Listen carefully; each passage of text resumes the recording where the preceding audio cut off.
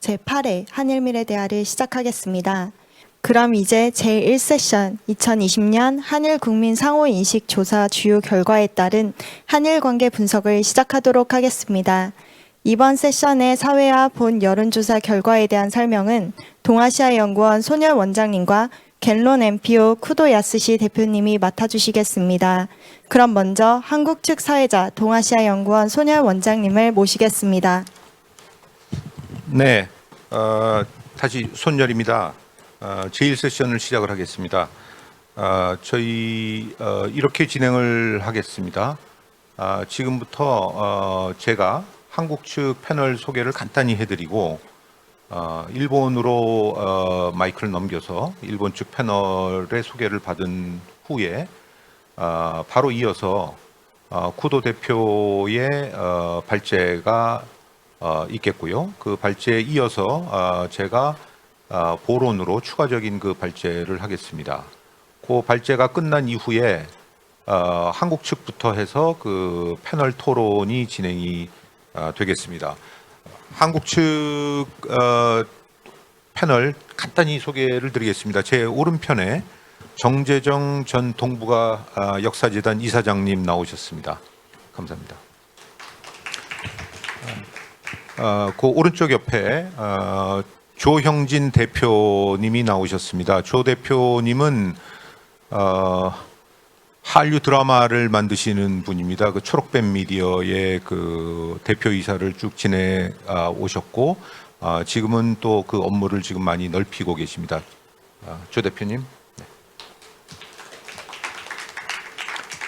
제 왼쪽에는 중앙일보 편집국장을 맡고 계신 김현기 국장님이십니다. 감사합니다.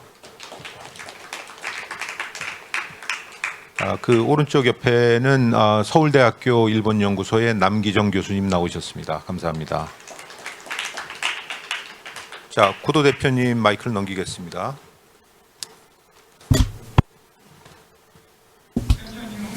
자, 그러면 일본 측 패널리스트 소개해드리도록 하겠습니다.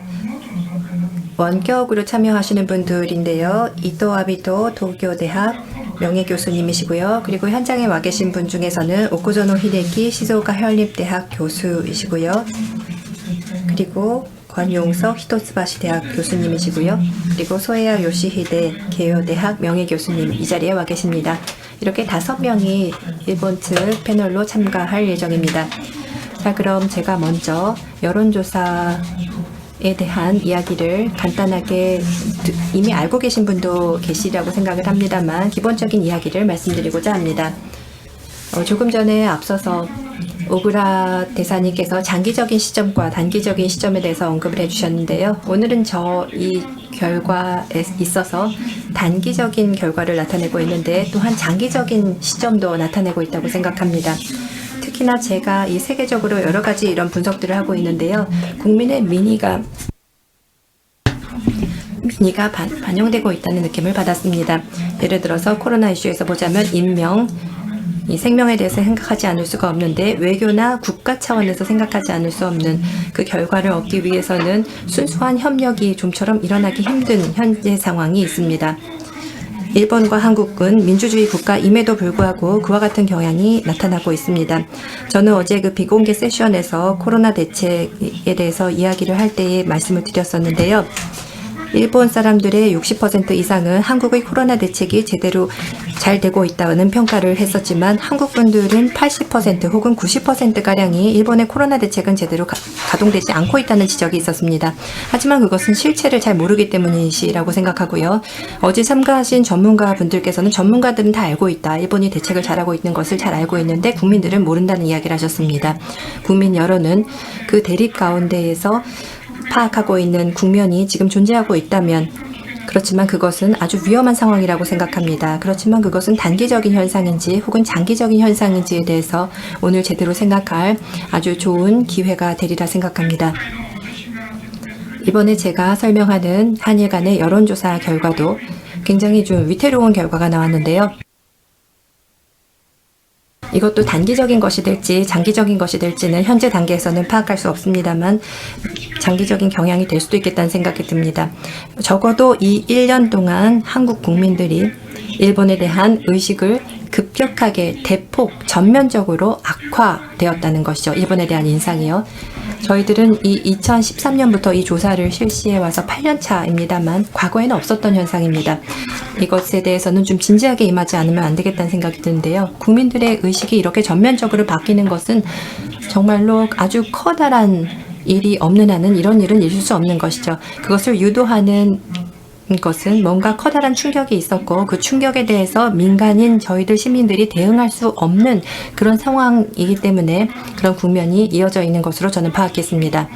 그래서 이 여론조사는 이 8년 동안 실시를 해왔는데요. 전체에 대해서 제가 설명을 드릴 수는 없겠습니다. 그렇지만 이 표에 나와 있는 바와 같이 상대국에 대한 인상, 이렇게 크게 바뀌었다는 점에 대해서 중시하지 않으면 안 됩니다. 이 점에 대해서 좀 설명을 드려야 될 것 같은데요. 이 일본과 한국의 의식 구조는 이 표상으로 봤을 때에서 이 도표상으로 간단하게 설명을 드릴 수 있습니다. 2013년부터 시작이 되었고요. 양국에서 이 조사가 개시되었습니다. 2015년에 한일 위안부 합의의 결과가 반영이 돼서 2016년에 개선이 되었는데 실은 그 이후가 문제예요. 한국과 일본의 의식은 반대 방향으로 움직이고 있습니다. 다시 말해서 한국은 제일 위쪽입니다만 점점 더 개선되고 있습니다. 다시 말해서 2015년부터 이 최근 5년 동안 30% 정도 일본에 대한 인상이 개선되었었습니다. 그런데 일본 입장을 보면 개선되지 않습니다. 이것이 무엇인지에 대해서 좀 살펴보는 시점에서부터 이제 생각하지 않으면 현 상황을 파악할 수가 없습니다. 실은 저희가 최근 5년 동안 이 조사를 실시하면서 확실하게 알아낸 점이 있습니다. 이와 같은 민의는 국민 간의 교류에 영향을 받는다는 것이죠. 한편 교류가 끊어졌을 때에는 상대국의 실상에 대해서 자신이 있는 나라의 간접 정보, 매체를 통해서밖에 얻을 수 있습니다. 그래서 이 매체 보도라는 이 정보원을 다양화해 나감으로써 다양한 견해를 가질 수 있습니다. 그래서 그 상대 국가에 대해서 좀 더 냉정하게 볼 수 있습니다. 이 한국의 상황을 최근 5년 동안 살펴보면 일본에 오는 관광객이 급증했었습니다. 그 급증했던 사람들의 의식을 살펴보면 일본에 대한 호감도가 굉장히 상승했을 뿐만 아니라 이제 아주 크게 올라가고 있는 것이죠. 개선을 뛰어넘는, 실제로 체험함으로써 일본인의 생활들을 살펴보면서 그 상황을 파악했다는 것이죠. 한편으로 정보원이 되었던 것이 신문이나 매체뿐만 아니라 이 정보 앱을 통해서 여러 일본 사람들과 함께 맛있는 것을 먹으러 간다거나 같은 행동을 하면서 일본의 실상을 알 수 있었다는 그 프로세스가 최근 5년 동안 있었던 것입니다. 그렇다면 정부 간에서는 이 5년 동안 무슨 일이 있었을까요?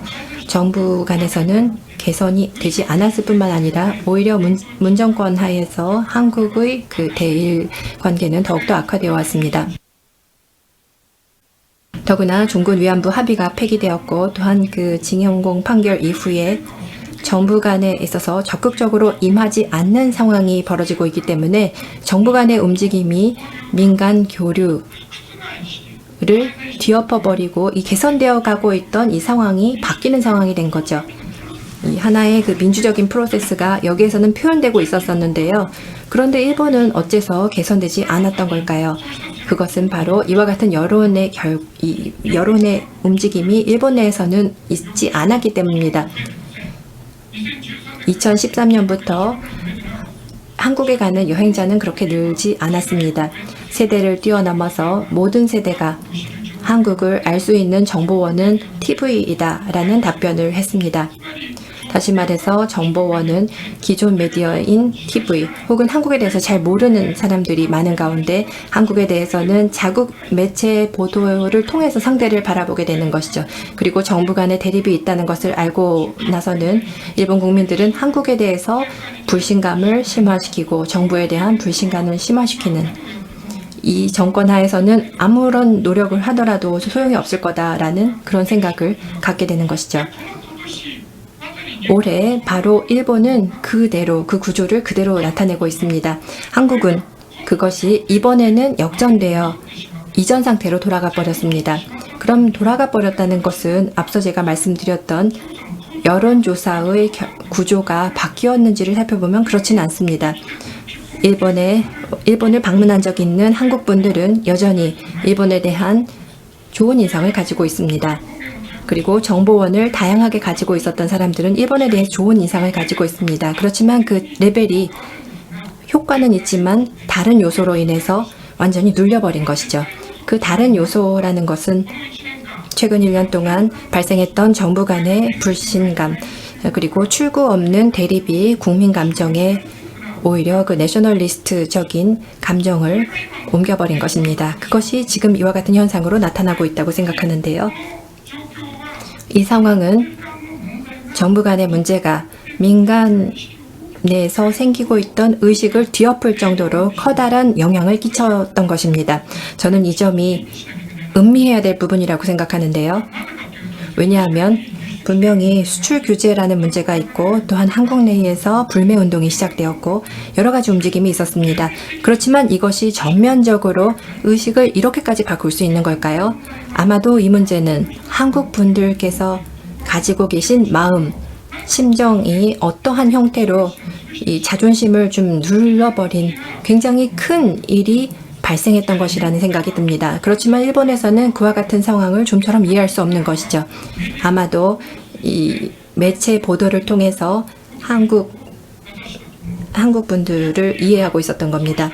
그렇지만 그와 같은 상황을 정부에 의한 충격을 메꾸면서 이 뒤엎을 정도의 민간 교류가 취약했다는 것을 또 이 최근 1년 동안 알 수 있었습니다.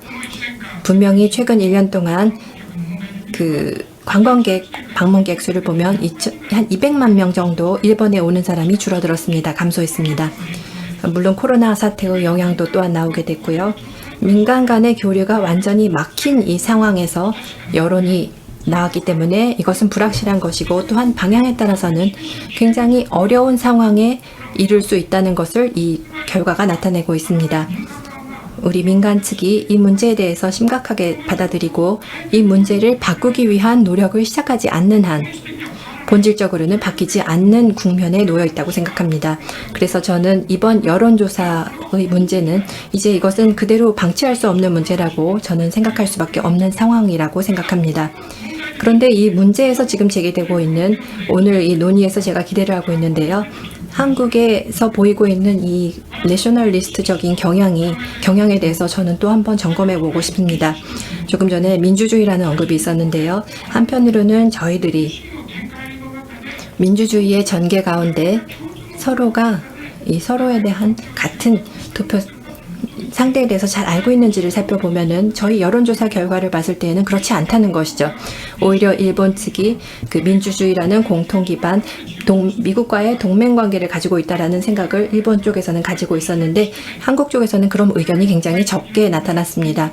혹은 무역에 대한 문제이거나 와 같은 문제로만 인식을 하고 있었습니다. 그래서 저희들은 서로에 대한 중요성이라는 인식을 다시 한번 음미해야 할 단계에 와 있다고 저는 생각합니다. 그럼 이와 같은 상황이 앞으로 어떻게 바뀔지에 대해서 보면은요, 저는 상당히 위험하다고 생각합니다. 이 상황의 이 민족주의적인 이 경향이 어떤 방향으로 나아갈지 알 수 없습니다. 이 상황이 서로의 대립 관계, 서로가 대립하는 이 관계를 더욱더 악화시킬, 더욱더 박차를 가할 가능성이 있다는 것을 이 여론조사 결과에서 알 수 있었습니다. 그렇지만 그렇지 않을지도 모릅니다. 어쩌면은 우리가 더욱더 하고 있는 이런 경쟁 관계에 이 두 나라가 들어가 버리는 지금 시작하는 지점에 와 있는 것이 아닌가라는 생각도 그런 우려까지 제가 갖게 되었습니다. 다시 말해서 저희들은 한일 양국이 이 세계 커다란 세계 안에서 미중 대립을 포함해서 저희들이 힘을 합해야 되는 이런 국면에서 저희들이 중요시하고 있는 것에 대해서 서로 논의해야 할 그런 상황에 놓여 있다고 생각합니다. 그래서 저는 비관적이진 않습니다. 저는 낙관하고 있습니다. 왜냐하면 양국 간에 서로가 이 상황을 바꾸지 않으면 안 된다는 의견이 아직도 국민들 사이에서 가장 많은 회답이 나왔기 때문입니다. 한국에서도 60%였고요. 일본에서도 40% 정도가 이 상황을 타개해야 한다라는 의견이었습니다. 그런데 그 징용공 판결을 둘러싼 대응과 관련해서는 한국의 여론조사 결과를 보면 틀림없이 작년과는 다른 양상을 보였습니다. 자유로운 경향이 나오고 있습니다. 다시 말해서 새로운 해결책을 모색하기 위한 국민 여론 환경이 조성되고 있었습니다. 그런데 이 환경을 위기감과 더불어 양국 정부가 그를 위해서 해결하기 위한 노력을 시작할 수 있을지, 어제 비공개 세션에서는 바로 그 점이 이 연내에 이루어져야 한다, 아주 중요한 시기다라는 이야기가 있었습니다. 한중일 간의 협의 시점이 있기 때문에 그것을 위한 노력을, 그 가능성이라거나 찬스와 같은 것들을 살려야 한다라는 아주 그런 강한 의견들이 있었습니다. 저도 같은 생각입니다. 이 여론조사는 어떤 의미에서는 알람 시계와 같은 것이라고 보면 되는데요. 이대로 방치하면 안 된다라는 것이죠. 그래서 여기에는 민간의 힘이 요구되는, 민간의 힘이 정부를 바꾸는 그런 계기를 만드는, 그런 스타트를 끊는 그런 계기가 되기를 바라고 있습니다. 그런 시점에서 이 여론조사 결과를 분석을 했는데 여러분들과의 결과에 대해서 솔직하게 의견 교환하고자 합니다. 이상입니다. 네, 감사합니다. 구도 대표님 말씀 잘 들었는데 지금 문제가 하나 생겼습니다. 저희가 이번 세션이 70분간 해서 2시 반에 끝나게 돼 있는데 지금 일본 측 발제를 듣고 나서 시계를 보니까 40분밖에 안 남았습니다.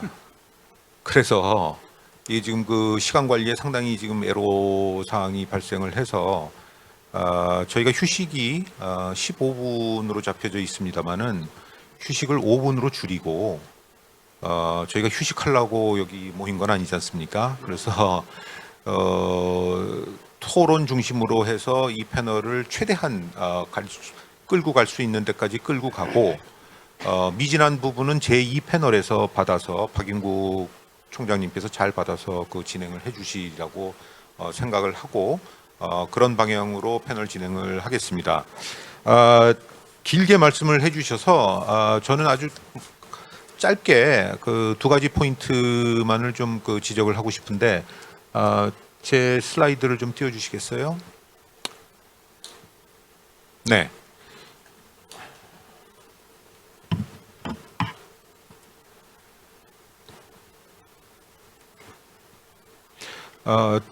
동일한 표입니다. 앞서서 지적이 되어 있는 것처럼 아마 이번 그 여론조사에서 가장 눈에 띄는 점은, 그리고 이미 언론 보도를 통해서 많이 지적되어 있는 점은 한국에서 일본에 대한 비호감이 한 22% 급증했다. 그리고 일본에 대한 호감도 역시 거의 20% 급감했다.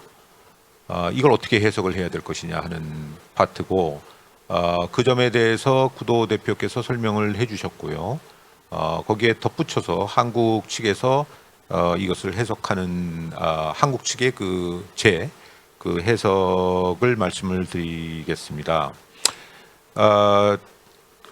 먼저 제가 여기서 좀 그 지적을 하고 싶은 것은 양국의 20대, 30대의 대일 선호도입니다. 저 작년도 표를 보시면 먼저 일본 표를 보시면 그 일본의 작년에 한국에 대한 그 호감도가 한 20%였는데 저 표를 보시면은 20대, 30대는 호감도가 일본 평균보다 많이 올라가 있습니다. 한국은 그 정도가 조금 더 합니다. 한국 케이스를 보면 한국의 작년도 대일 호감도 전체 평균이 32%인데 20대를 보면은 42%, 30대는 37%, 그리고 작년에 10대만 따로 보면은 57%가 나와 있습니다. 따라서 한일 그 양국의 한일 관계에 있어서 한국의 대일 호감도를 지난 8년 동안, 7년 동안 견인해온 그 세대가 있습니다. 20대와 30대입니다. 꾸준히 증가해서 한국의 대일 호감도를 12%에서 32%까지 올려놨습니다. 정확히 그 세대가 이번에 대거 이탈을 했습니다. 저 표가 약간 복잡하게 보이실지 모르겠으나 위의 그래프가 그러니까 좀 푸른색으로 나와 있는 하늘색이 비호감도의 증가율입니다. 그리고 밑에가 호감도의 감소율입니다. 비호감도 증가율의 세대별 1위, 2위는 30대와 20대입니다. 30대는 거의 배, 88%니까요. 일본에 대한 비호감도가 배가 늘었고, 일본에 대한 호감도를 가장 강하게 표시했던 20%도 50% 이상이 줄었습니다. 따라서 지금 올해 보는 그 급격한 그 대일 호감도의 급감과 비호감도의 급증은 바로 2층에서 생겼다. 따라서 저희가 오늘 그 세 번째 세션에 청년 패널을 설치를 했습니다. 그래서 청년들의 의견을 듣고 싶은데 저 표대로 정말 우리가 저 표를 어떻게 조금 더 구체적으로 해석을 해야 될지라고 하는 것이 오늘 그 세 번째 세션의 굉장히 큰 그 과제라고 하겠습니다. 따라서 그 세대별로 이런 현상들이 드러난다. 그러면 왜 그랬느냐라고 하는 것에 대한 그 저희 그 여론조사에 나오는 그 일본에 대한 비호감의 원인을 분석을 하고 거기에 대한 추가적인 해석을 해보면 첫 번째는 일본 정부의 수출 규제입니다. 작년 아베 정부가 7월 1일에 전격적으로 수출 규제 선언을 했는데 그 이후로 양국 관계가 급전직하를 했죠. 물론 그 전이 좋았던 건 아닙니다만 일본 정부에서는 그 조치에 대해서 처음에는 그 정확한 답변을 제시를 하지 않다가 이것이 그 국가안보 차원에서 한국의 전략물자 관리에 문제가 있다. 따라서 그 한국의 반도체 관련 세 가지 아이템에 대해서 그 수출 규제를 하겠다라고 선언을 했습니다. 한국의 여론이나 한국의 국민들이 과연 전략물자 우리 한국 정부의 전략물자 그 관리가 얼마나 잘못됐는지 그리고 도대체 얼마나 잘못됐길래 한국 경제의 생명선 아닙니까? 반도체라는 것이. 그 반도체의 굉장히 중요한 세 가지 아이템에 대해서 금수에 가까운 조치를 취할 만큼 한국 정부의 전략물자 관리가 일본의 국가 안보에 심대한 타격을 줬느냐. 그 문제가 한국 정부, 한국 경제의 골간을 흔들 정도의 그렇게 보복을 할 만큼 큰 문제였느냐에 대해서 이해를 못합니다. 그것은 당시에도 이해를 못했고 그동안에 한일 간의 이 수출 규제와 관련해 가지고 많은 회의가 있었습니다마는 그 회의를 지켜보는 국민들 여전히 전문가인 저조차도 잘 이해가 할 수 없는 것이 바로 이 문제다. 따라서 그 한국 국민들은 이것이 일본이 국가안보 차원에서 경제 문제를 건드렸다기보다는 대법원 판결에 대한 한국 정부 대응에 대해서 불만을 갖고 거기에 대해서 보복을 한 것이다라고 우리는 판단을 하고 있습니다. 그것은 동아시아 국제 규범에 어긋나는 일이죠. 어제 비공개 회의에서 일본의 그 고조 교수가 그 문제를 정확히 지적을 했습니다. 동아시아 경제 성장에 어떻게 보면 기적 같은 경제 성장에 지난 한 50년에 굉장히 중요한 부분은 정경 분리가 있었다. 바로 그 정경 분리의 원칙에 의해서 중국과 기타 여러 국가들이 경제 성장을 했고 그것을 지원한 것이 바로 일본이다. 정경 분리 원칙을 지켜왔던. 그런데 그 원칙을 이번에 여지없이 깬 거에 대해서 한국의 전문가나 일반 국민들은 상당한 위화감을 느낀다라고 하는 것이 첫 번째 포인트입니다. 두 번째 포인트는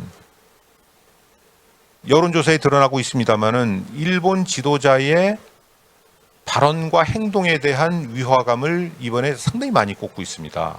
그것은 지금 물러나셨지만은 아베 총리에 대한 그 한국 국민들의 이미지인데 한국에 대해서 그 단순한 무시의 발언을 넘어서서 한국은 국제법 질서를 위반하였다. 그리고 한국은 그 약속을 지키지 않는다. 법의 지배가 통용되지 않는 나라다. 따라서 신용할 수가 없다라고 하는, 이것은 한국의 국가 정체성에 대한 시입인데, 뭐 일본도 알고 저희도 잘 압니다만은 한민족처럼 자긍심을 갖고 있는 민족이 세계에 얼마나 되겠습니까? 그런데 그 국민에 대해서 일반 전문가나 혹은 정치인이 아닌 국가 최고, 현직에 있는 최고 지도자와 더불어서 관방장관이나 외무대신까지 나서서 그런 발언을 하는 것에 대해서 그 발언의 진위 여부를 차지하고, 이것은 상당히 한국 국민의 감정을 훼손하는 그런 일이다라고 하는, 굉장히 그 감정을 거스리는 그런 측면들이 있었다는 것을 아마 그 일본 전문가들은 좀 이미 알고 계시는 걸로 저는 판단을 하고 있고, 따라서 그 두 가지가 한국에서의 일본에 대한 어떤 여론의 역풍을 주도한 것이 아닌가, 그렇게 판단을 하고 있습니다. 두 가지만 더 포인트를 지적을 하고 토론으로 넘어가겠습니다. 첫 번째는 구도 대표께서도 말씀을 하셨습니다마는 아마도 저희 이번 여론조사에 자료를 슬라이드로, 파워포인트 슬라이드로 한 100개 정도를 만들었는데, 2개를 꼽으라고 하면은 아까 첫 번째 있는 인상 호감도의 변화가 하나고, 두 번째는 바로 이 슬라이드가 될 겁니다. 이 슬라이드를 보시면 대법원 판결에 대해서 한국 대법원 판결에 따라서 일본 기업이 배상 조치 혹은 강제 집행을 계속 해야 된다라고 하는 원론적인 입장에 대해서 작년에 한국 국민들은 58%의 지지를 보냈습니다. 사실 그게 그렇게 과거의 위안부 합의와 관련된 여론조사보다도 이 수치는 낮습니다. 왜냐하면 강제 징용과 관련된 대법원 판결이니까 상당히 테크니컬한 측면이 있기 때문에 일반 국민들이 알기가 쉽지는 않죠. 그럼에도 불구하고 58%에서 이번에는 36%로 22% 급감했습니다.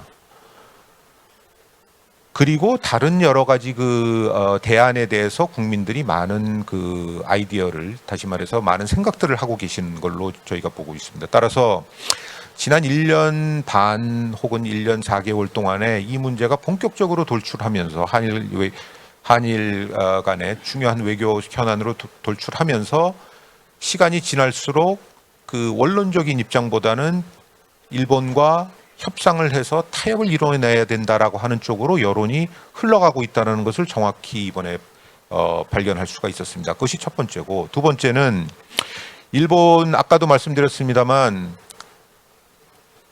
한일협정 위반이다. 따라서 일본 기업은 배상하면 안 된다라고 하는 일본 정부의, 일본 측의 원론적인 입장에 대해서 놀랍게도 일본 정부, 일본 국민의 30%가 안 되는 29.3%만이 그 입장을 지지하고 있습니다.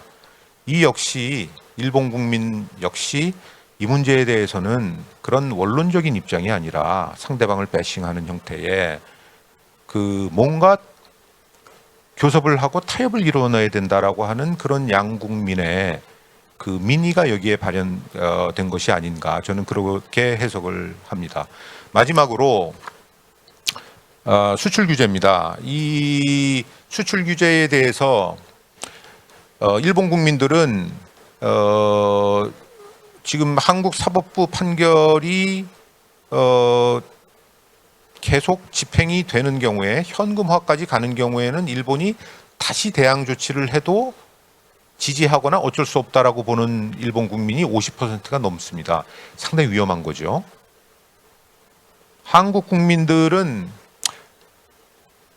강제동원과 마찬가지로 저 표를 보시면 그래도 외교적 수단이나 여러 가지 방식으로 풀어나가야 된다라고 하는 쪽으로 표를 던지고 있습니다. 그러나 일본이 여러 가지 보복 조치를 할 때는 우리도, 제가 결사항전이라는 표현은 안 씁니다만, 강하게 맞받아쳐야 된다라고 하는 의견이 나오고 있습니다. 따라서 이것은 가만두면 사고가 터진다 라고 하는 국민의 여론이 일본이나 한국 여론에서 잘 드러나고 있다.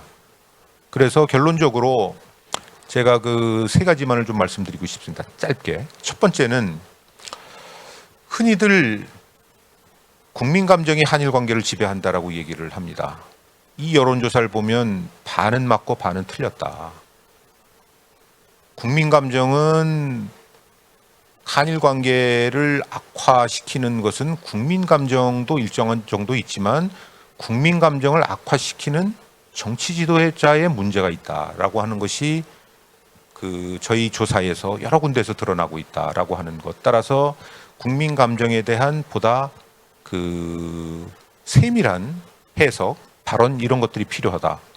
두 번째는 양국 지도자 간에 혹은 정부의 대립과 갈등이 청년 세대의 신시대를 막고 있는 거 아니냐. 작년까지 잘 유지가 됐는데 지난 1년 사이에 정부 간의 갈등에 의해서 한국의 20, 30대가 이반했다. 이거는 좀 문제가 있다라는 것이죠. 그래서 그 문제를 지적을 하고 싶고 마지막으로는 강제동원과 수출 규제의 국민 여론을 보면 이것은 양국 정부가 정부를 넘어서 최고 지도자가 움직이지 않으면 이 문제는 안 풀린다는 거 우리 알고 있습니다. 여태까지 위안부 문제에서도 그랬고요. 그래서 그분들이 움직여야 되고 이 여론을 보면 역시 강제동원에서는 한국이 먼저 움직여야 되고 수출 규제에 대해서는 일본이 먼저 움직여야 된다는 것을 볼 수가 있습니다. 따라서 제가 그 일본 정부에 대해서 말씀을 드리고 싶은 것은 일본은 지난 1년 반의 양국 간의 교착 상태를 주로 강제동원의 대법원 판결에 포커스를 두고 얘기를 했는데 한국 국민들은 그것도 그것이지만 수출 규제에 대해서 굉장히 강한 반감을 갖고 있다. 따라서 이 두 문제는 서로 분리해서 대응을 하고 각자 풀어야 된다라고 하는 그런 그 말씀을 드리면서 제 발제를 마치겠습니다. 대단히 감사합니다.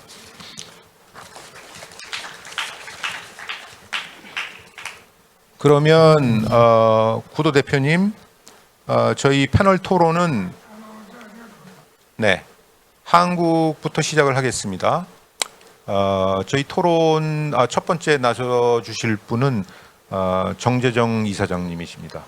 한 5분 정도로 해서 말씀 부탁드리겠습니다. 예, 정재정입니다. 저한테 뭐 주어진 시간이 짧기 때문에 본론에 들어가도록 하겠습니다. 지금 두 대표께서 조사 결과 분석을 해주셨는데 역사를 전공하는 제 입장에서 이번 조사에서 나타난 몇 가지 특징이라고 할까 이런 것들을 해석을 하겠습니다. 시간이 없기 때문에 또 한일 관계가 악화된 상황에서 일본에 대해서 이러쿵저러쿵 얘기하면 오히려 화가 날지 모르니까 한국에 대해 한국인들의 인식이라고 할까 이런 것들을 보면서 어떻게 했으면 좋겠는가 이런 의견을 한두 가지 말씀을 드리겠습니다.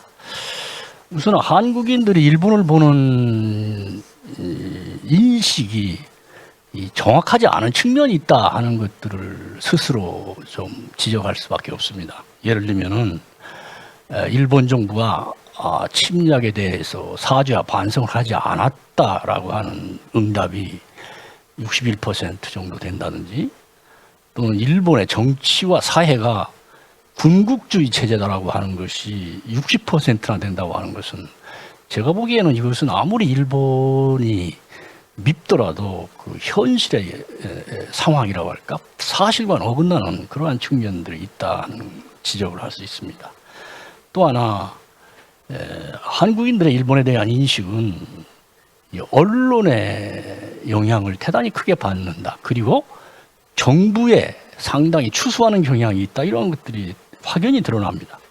정부원의 80%가 언론이라고 대답했고 문재인 정권의 일본 정책에 대한 지지가 40%가 넘고 강경하게 대응하는 것 이런 것들에 대한 추수라고 할까 이런 것들이 나타나고 있는 이것을 다르게 말한다면 한국인들의 일본 인식이라고 하는 것은 정부와 언론에 휩쓸리기 쉽단 말이죠. 거꾸로 얘기하면 정부와 언론은 그런 속성을 이용할 가능성도 배제할 수 없다. 이런 것들을 예람되지만 말씀을 드립니다. 또 한국인들의 일본에 대한 인식과, 그러니까 이성적인 이해라고 할까 하는 것과 이 감정적인 접근에는 상당한 그 괴리가 있단 말이죠. 어떻게 보면 종합적이지 않다 이런 것도 있습니다. 88%가 한일 관계가 나쁘다고 하고 75%가 일본이 우호국이라고, 우호국이 아니다라고 하면서 최근 5년 동안에 한 40%는 일본에 가고, 또 기회가 되면 일본에 가고 싶다는 게 60%가 넘습니다. 이런 것들은 우리들이 한국 쪽이 일본을 보는 이 인식과 감정의 그 뭐라고 할까요? 어긋남이라고 할까? 이런 것들이 상당히 있다. 이런 것들까지도 우리는 앞으로 일본 정책을 할 때는 고려할 필요가 있다고 하는. 또 한국인들의 압도적인 다수는 한일 관계가 중요하다고 생각합니다. 82%가. 그러면서도 그 이유를 들을 때는 무역이나 말이죠. 산업과 같은 상호 의존이라고 하는 것에 거의 대부분하고, 어떻게 보면은 민주주의를 공유하고 있다든지 안보 이익을 함께 누리고 있다든지 하는 그러한 거에 대한 대답은 7%, 어떻게 보면 4% 정도에 불과한. 그러니까 한국인들이 일본을 생각하는 것들은 대단히 어떤 면에서는 좀 표피적인 그런 것도 있지 않는가. 그것도 현실과 사실은 말이죠. 인식 간의 괴리가 좀 있지 않나, 저는 그런 생각을 합니다. 또 하나, 한국인들은 이 현안이 되고는 역사 문제 해결에 대해서 사실은 그렇게 큰 기대라고 할까, 쉽게는 생각하지 않습니다. 역사 문제가, 한일 관계가 아무리 발전하더라도 역사 문제가 해결되리라고 생각한다, 이런 사람 그렇지 않다고 하는 것들이 한 44%가 되고, 설령 한일 관계가 발전한다 하더라도 역사 문제는 남는다라고 하는 게 28% 정도. 그러면서도 또 한국 사람들은 한일 관계는 개선해야 된다고 하는 이런 것들을 상당히 많이 희망하고 있습니다. 압도적 다수입니다, 그거는. 그러면서 정부에게 적극적으로 나서라라고 합니다. 이런 문제 등에서도 어떻게 보면 한국인들이 가지고 있는 일본 문제, 이런 거에 대해서 상당히 조심스럽게 접근해야 될 측면이 없지 않아 있습니다. 그러면 한일 간의 역사 문제를 해결하기 위해서는 일본이 성의 있는 대응을 하지 않으면 뭐 적극적으로 나설 필요 없다, 이런 식으로도 얘기하기 때문에 어떻게 보면은 현실적으로 일본이 아마 지금 적극적으로 나설 가능성은 거의 없기 때문에 실제로 한일 관계가 개선될 가능성은 그렇게 많지 않다, 저는 이런 생각을 합니다. 자, 그럼 어떻게 할 거냐, 두 가지만 말씀드리겠습니다. 여론조사에 나타난 걸 보면 정부와 언론이 주도해야 됩니다, 한일 관계 개선하는데. 그런데 지금의 한국의 정치 지형이나 언론 상황이 전혀 그렇지 않습니다. 오히려 그 반대일 가능성이 높습니다. 자, 그렇다면 어떻게 하겠느냐.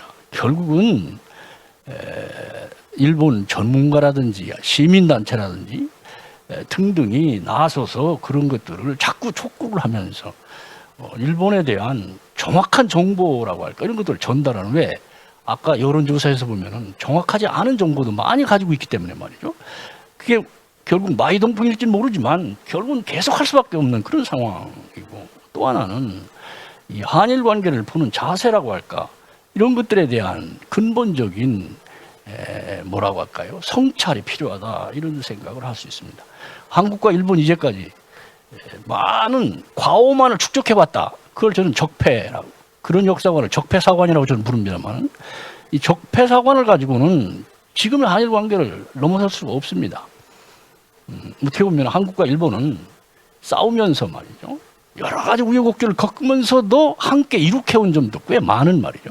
이른바 성취해온 것도 꽤 있습니다. 그러니까 한일 관계를 이 성취사관의 입장에서 다시 정리하는 그와 같은 작업이 장기적, 근본적으로 한일 관계를 개선해가는 데 있어서는 필요하다.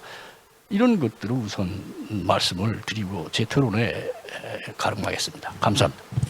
네, 감사합니다. 일본 측 패널로 넘기겠습니다.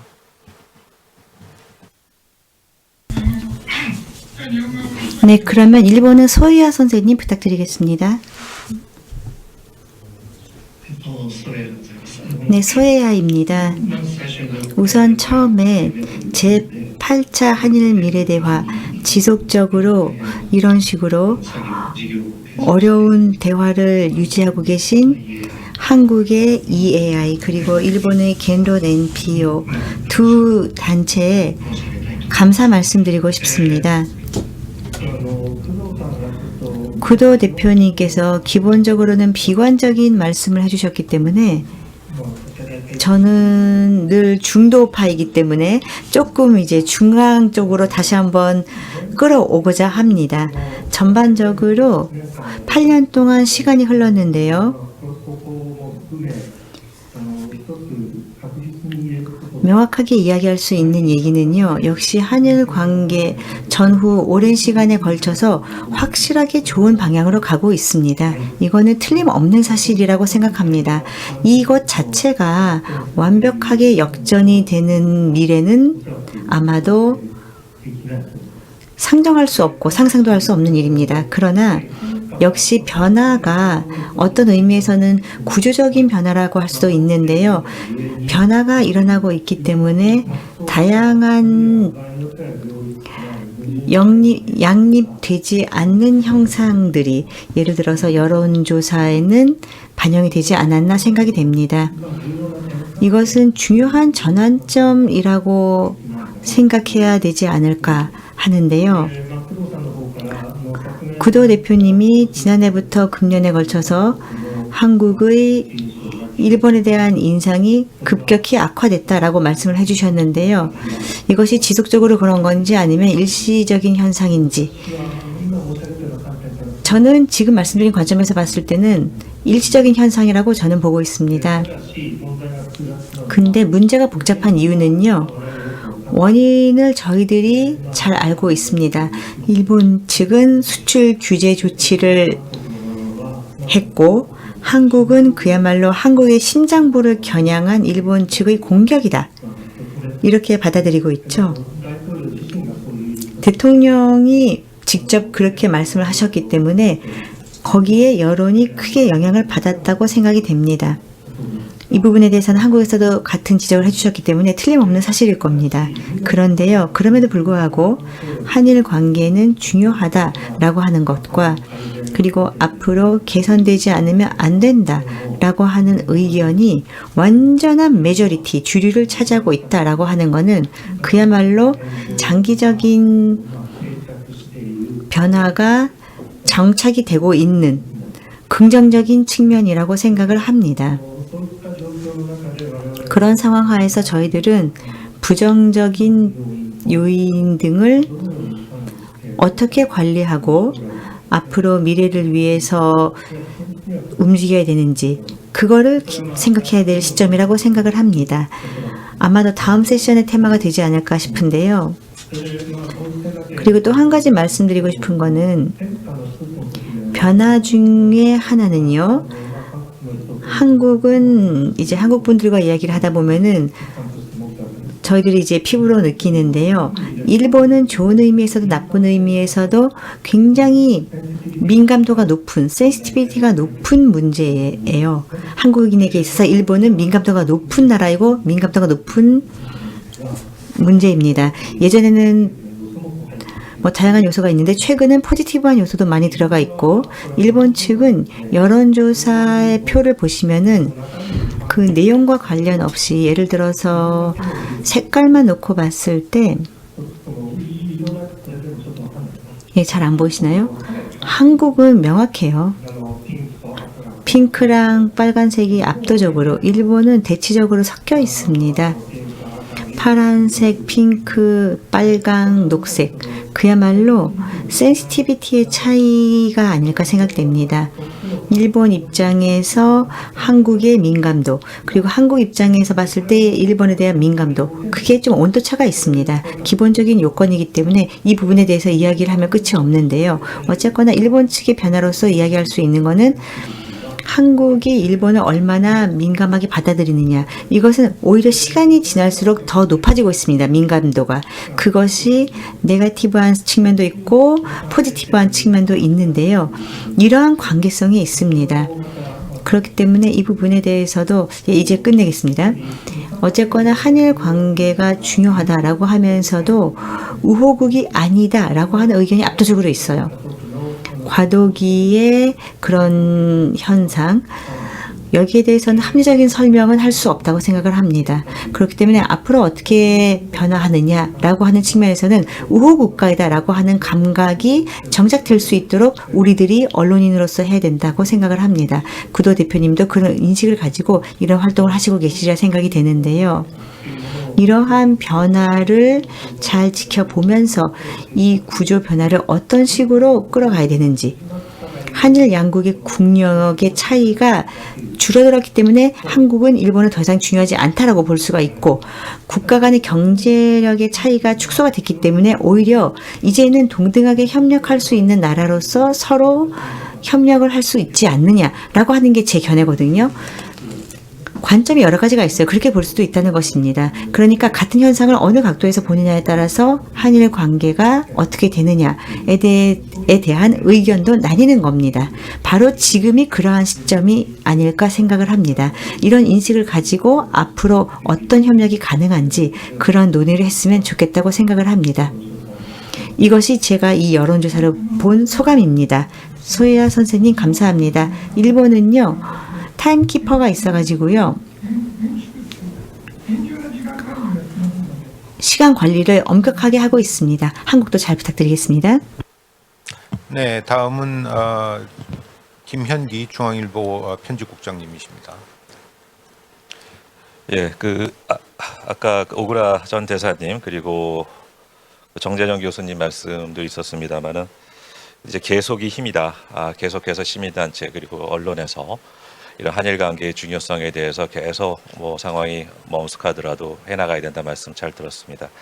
물론 제가 이제 언론에 몸담고 있기 때문에 당연히 그런 역할들을 해나갈 생각입니다만, 그럼에도 불구하고 지금의 그 정황들을 보면은 결국은 이런저런 지혜와 의견을 내놓는다고 해도 결국 문재인 대통령, 그 다음에 스가 총리의 한일 양국의 지도자가 그걸 수용하려고 하는 의지가 새롭게 솟아나지 않은 한 해결까지는 좀 요원한 게 아닌가라는 개인적인 생각을 좀 갖고 있습니다.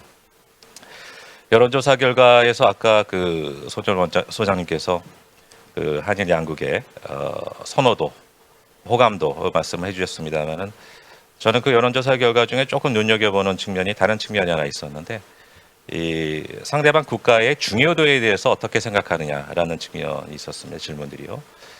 거기에서 보니까 일본인이 한국의 중요도 어떻게 생각하고 있느냐라는 답변이 이번 그 겐론 NPO하고 동아시아연구소의 그 조사 결과 첫 번째 나온 게 2013년이죠.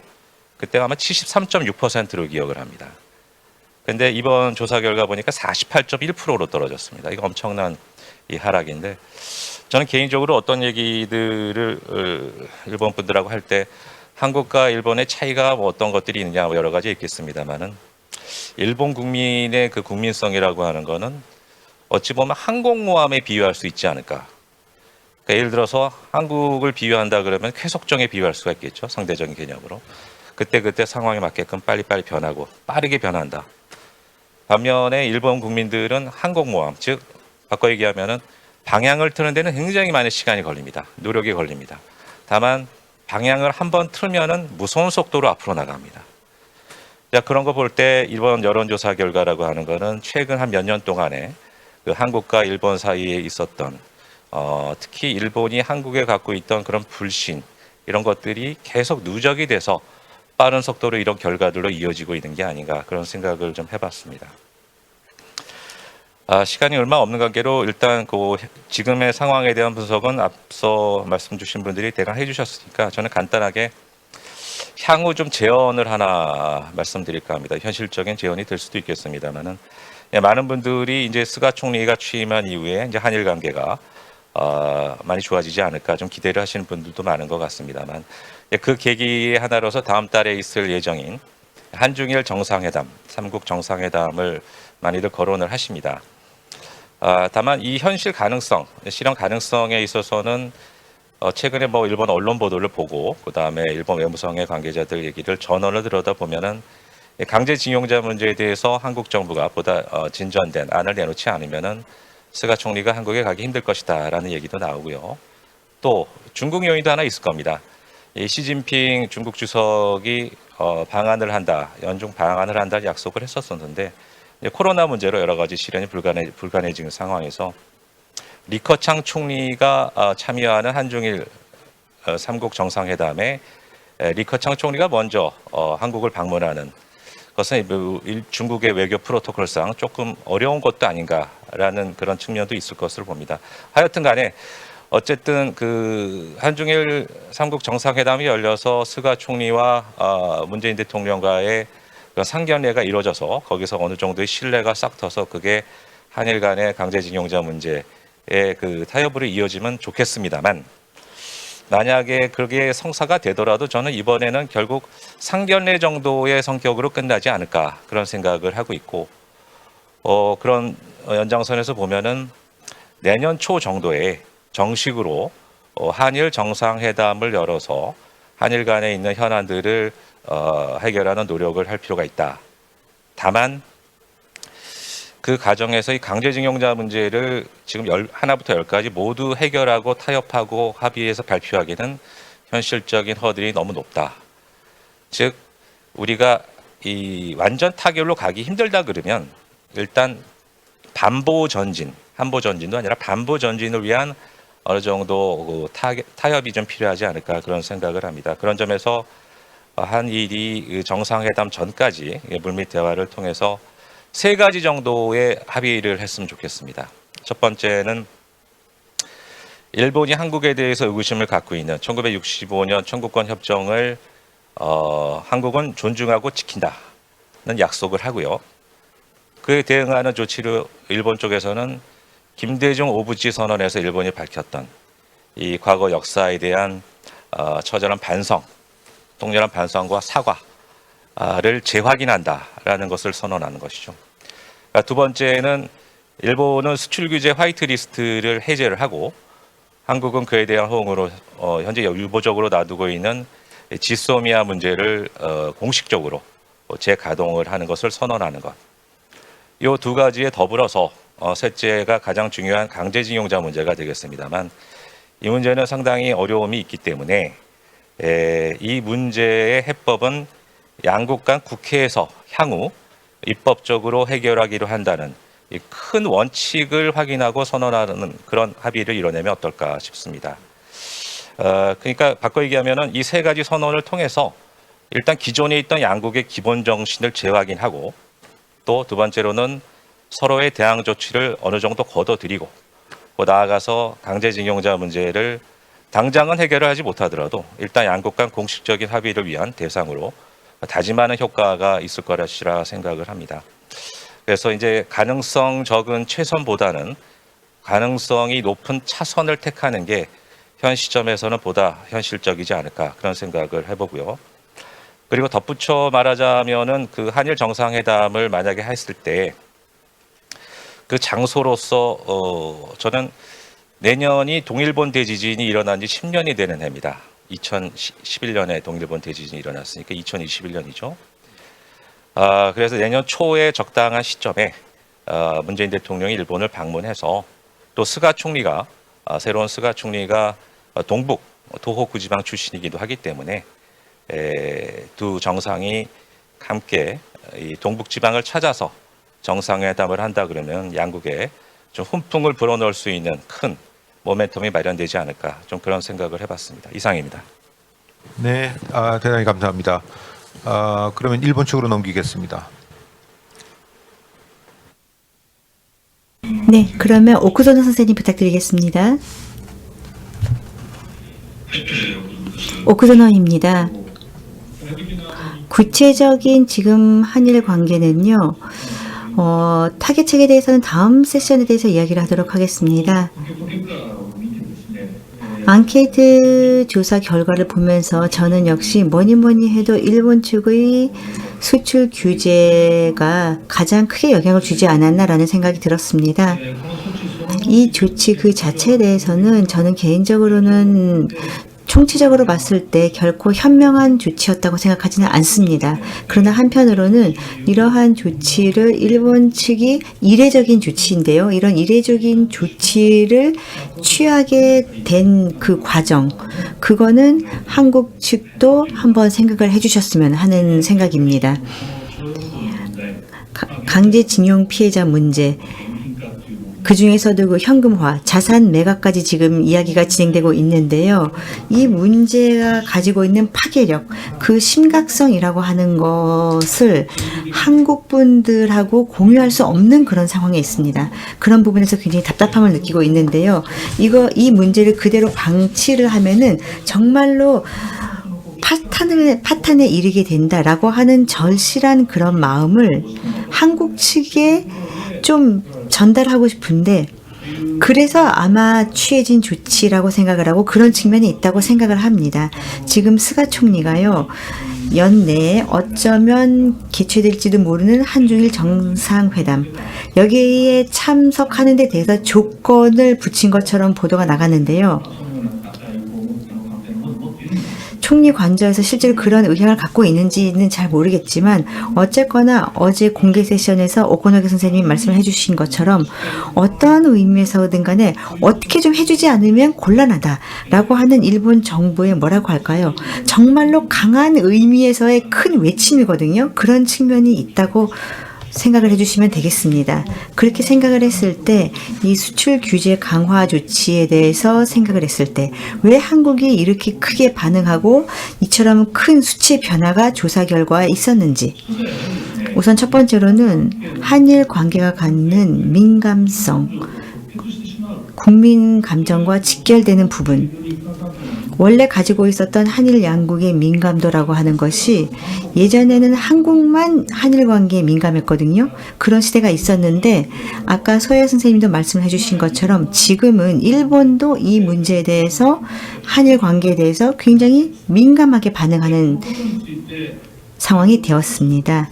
이러한 점에 대해서 양국의 정부가 너무 무지한 것인지, 아니면 알고 있음에도 불구하고 이용하고 있는지 그건 모르겠어요. 근데 어쨌거나 지금 현실은 그렇습니다. 현재 그런 일이 벌어지고 있기 때문에 제가 생각하기에는 일본과 한국의 문재인 정권이랑 아베 정권은 아무래도 총리 관저 주도 외교를 하고 있거든요. 총리 관저 안에 있는 극소수에 있는 사람들이 정책을 결정하고, 한국에 대한 정책도 그 안에서 다 결정하고 있었는데요. 굉장히 비슷하다고 생각한 거는 문재인 정권도 청와대 주도 정치죠. 청와대 안에 있는 서로 소통할 수 있는 사람들끼리만 일본에 대한 정책을 펼치고 있습니다. 어떤 의미에서는 양국이 다 한일 양국의 특수성을 잘 알고 있는 사람들이 정책 결정 과정 속에서 잘 활용이 되고 있지 않습니다. 그런 상황 속에서 아주 약간 어떤 의미에서는 굉장히 거칠은 정책이 계속 나오고 있는 거죠. 근데 스가 정권은 본인의 외교는 아베 총리와 같은 방식으로는 하지 않을 것이다. 외무장관도 있고 재무장관도 있고 그런 분들이랑 같이 할 것이다 라고 이야기했기 때문에 어떤 의미에서는 변화를 기대할 수 있지 않을까라고 저는 생각하고 있습니다. 또 한 가지는요. 이 조치가 초래한 충격은요. 우선 첫 번째로는 교과서 문제, 야스쿠니 신사 참배 이런 거랑 차원이 다릅니다. 이 문제는 한국 사람들 입장에서는 생활에 직접 영향을 주는 문제였다고 생각을 합니다. 이것이 크게 작용하지 않았나 생각합니다. 그런 의미에서 지금까지 있었던 한일 양국 간의 현안하고는 성격이 달랐습니다. 또 한 가지는 옛날에 일본이 한반도를 식민지 지배했을 때는 군사력에 의해서 한반도를 힘으로 눌렀던 그런 좋지 않은 역사가 남아 있었기 때문에 그런 거랑 비교했을 때 이번에는 경제력을 가지고 한국을 일본이 짓누르려고 한다. 그런데 우리는 옛날의 한국이 아니다라는 자부심을 한국 분들이 갖고 있잖아요. 이런 데서 발생한 반발심이 한국 국민들한테는 있지 않나 생각이 됩니다. 일반 국민들은 수출 규제 강화의 내용에 대해서 잘 모릅니다. 그런 상황 속에서 이런 감정적인 반발을 초래할 수밖에 없는 조치를 결국은 취했다는 것은 반대로 이야기하자면은 거기에 대해서 제재를 걸은 사람이, 브레이크를 거는 사람이 아무도 없었다는 거예요. 그게 문제였다고 생각합니다. 그럼 한국 측 부탁드리겠습니다. 네. 대단히 죄송합니다만은 지금 시간이 제가 10분을 느려서 2시 40분이라고 말씀드렸는데 3분밖에 안 남았습니다. 그래서 지금 그 시간에 끝난다는 건 어불성설이고, 따라서 뭐 일본 측이 양해를 해주신다면 아직 또 3분이 남으셨죠. 그래서 4분이 남으셨습니까? 그래서 한 그 가급적이면 45분에는 좀 끝냈으면 해서 그 토론 시간을 한 3분 정도로, 대단히 죄송합니다만 좀 압축적으로 해주시기를 부탁드리겠습니다.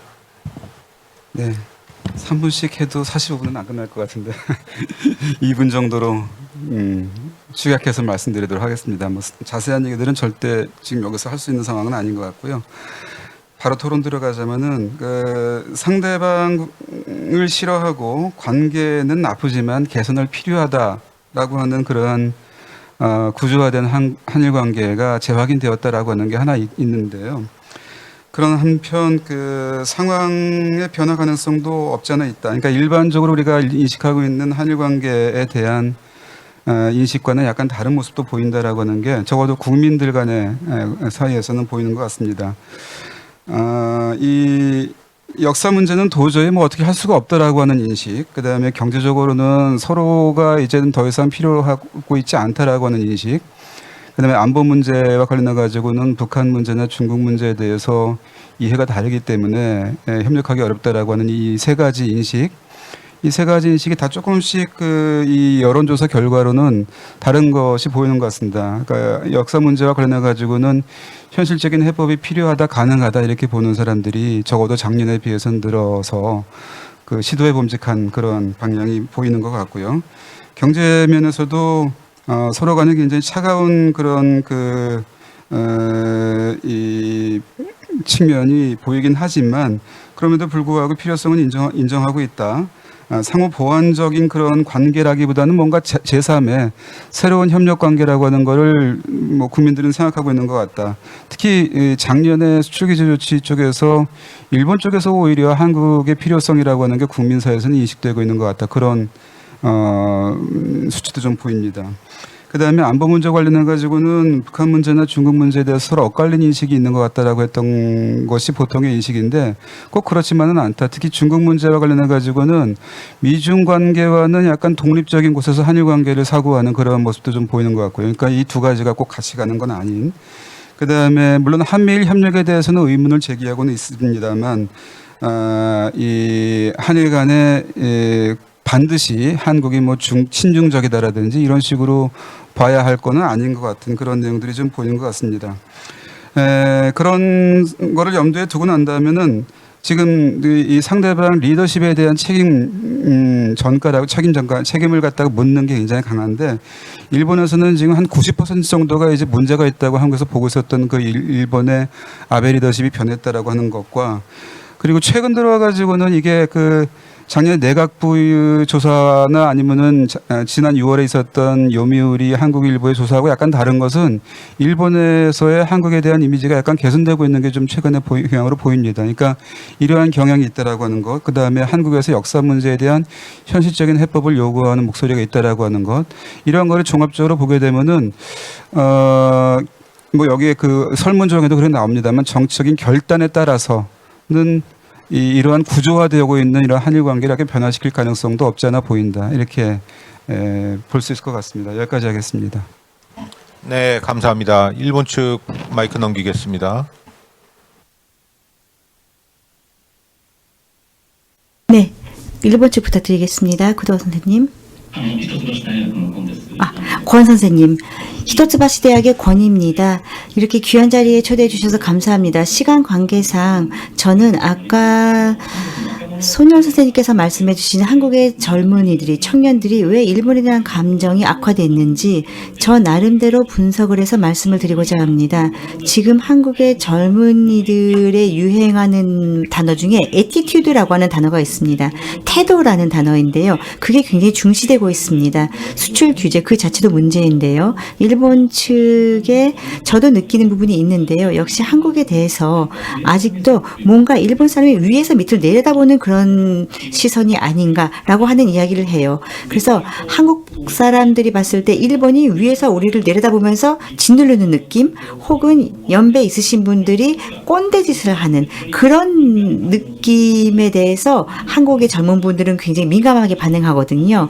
꼰대라고 하는 거는 그런 식으로 이제 연배 있으신 분들이 젊은 사람을 무시하는, 그리고 뭔가를 강요하는 그런 느낌이 담겨져 있는 단어인데, 그런 관점을 갖고 있는 거예요. 일본에 대해서. 그리고 또 한 가지는 선진국 의식이라고 하는 것이 하나의 키워드인데요. 지금 한국의 젊은이들은 본인들이 굉장히 선진국이 되었다라고 하는 인식이 강해요.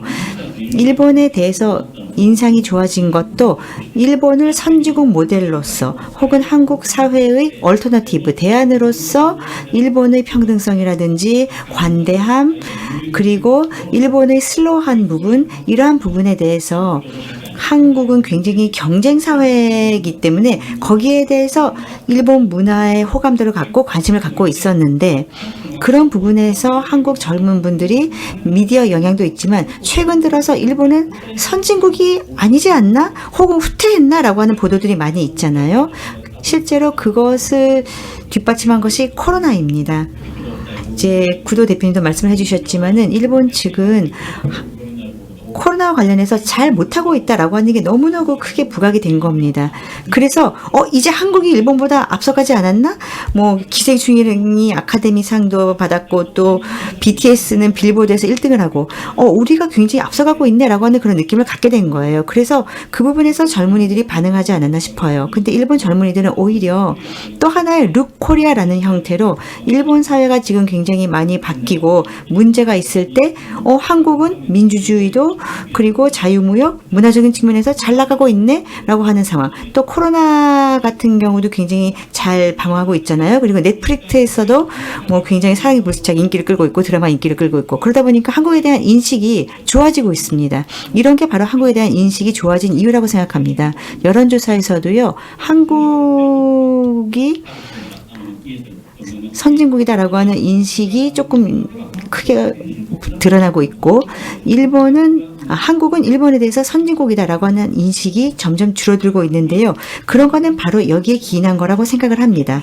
근데 일본이랑 한국은 얼터너티브 스페이스처럼 최근 들어서 굉장히 많이 변화가 있었어요.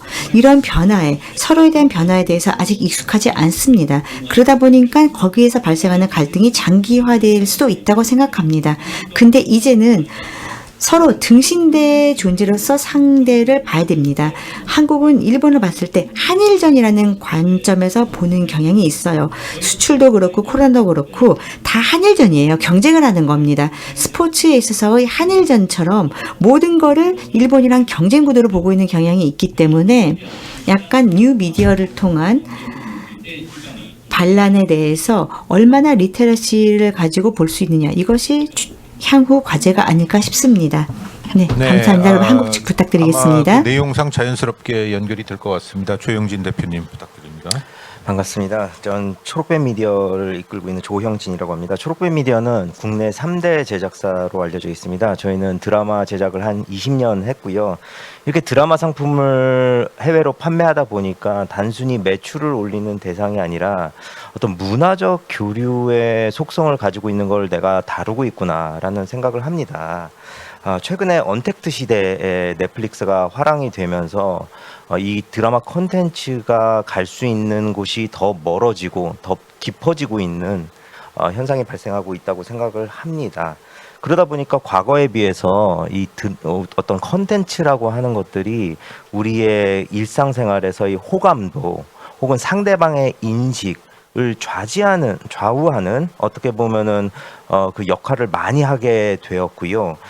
그런 중요한 역할을 제가 하고 있다고 저는 자부심을 가지고 있습니다. 한국에 대한 호감도가 증가했다고 말합니다. 그러면 과연 BTS가 그 한국 호감도를 증가하는데 과연 얼마나 기여를 했을까? 정확한 수치는 알 수 없지만 상당한 기여를 했다고 생각하고 있습니다. 드라마 역시 마찬가지입니다. 한국의 드라마 콘텐츠가 한국의 어떤 그 호감도를 높이는 데 상당한 역할을 했다고 생각을 하고요. 결국에는 이런 컨텐츠가 우리 그 얼어붙은 관계에서 좋은 윤활유 역할을 할 수 있지 않을까, 저는 그렇게 생각을 하고 있습니다.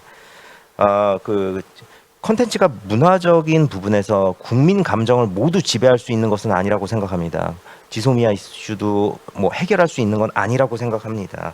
하지만 적어도 친밀도라든지 호감도라든지 상대방에 대한 어떤 이해도가 높아진 상태에서 대화를 시작하게 된다면은 우리가 지금 여기 모여 있는 이유 중에 하나인 어떤 미래 지향에 대한 관계, 우리 한일 관계에서 미래를 꿈꿔볼 수 있지 않을까.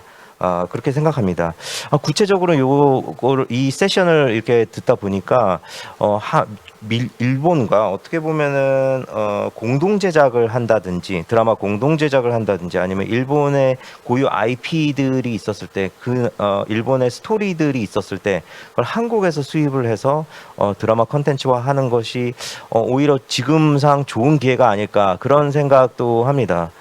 왜냐하면 얼어붙은 현재 이런 관계들이 항상 지속이 될 건 아니고 내년, 내후년, 3년 후에는 좀 더 나아진다는 생각을 한다면은 지금 준비해서 한 2, 3년 후에는 그래도 좀 좋은 어떤 그 관계 속에서 환영받지 않을 수 있을까 또 그런 생각을 합니다. 예, 감사합니다.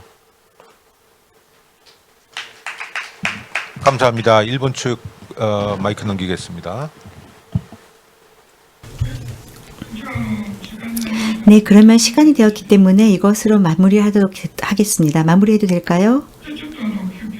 네, 그러면은 조금 쉰 다음에 네, 일본 측 5분 후에 네. 속개하도록 하겠습니다. 여러분 감사합니다. 그러면 저희 세션 1세션을 여기서 마무리를 하겠습니다. 따로 정리는 하지 않겠습니다. 왜냐하면 저희 2세션이 저희 이번에 제기된 그 여러 가지 그 어젠다들을 계속 받아서 아마도 그 논의가 진행될 것이기 때문에 이번 세션은 여기서 마무리를 하겠습니다. 오늘 제1 패널에 바쁘신 와중에 이렇게 나와주신 네 분 패널 선생님들께 다시 한번 감사드립니다. 큰 박수로 예. 이것으로 제8회 한일미래대화 1세션을 마치도록 하겠습니다.